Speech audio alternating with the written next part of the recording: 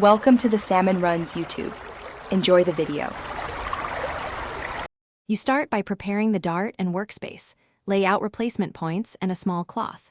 Grip the old point with a tip wrench or pliers and turn counterclockwise to unthread it. Steady pressure prevents marring the shaft. Once the point loosens, back it out fully and set it aside.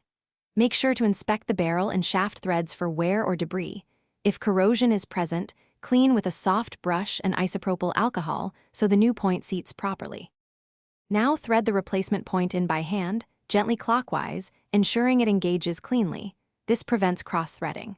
Once hand-tight, use the tip wrench for the final turns. Apply moderate torque so the point is secure but not stressed.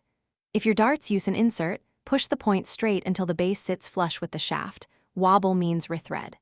Check alignment visually and by rolling the dart on a flat surface. A straight roll signals correct seating and balance. Finish by throwing 3 controlled practice darts to confirm stability and trajectory.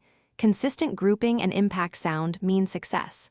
If a point loosens or the dart wobbles, stop, remove and inspect threads for cross-threading or damage, and replace any stripped component. Make sure points are the correct thread type for your barrels and carry spare points plus a wrench in your case. Troubleshooting tip: if wobble persists, swap the shaft or barrel. Thanks for watching. Consider subscribing if we helped you.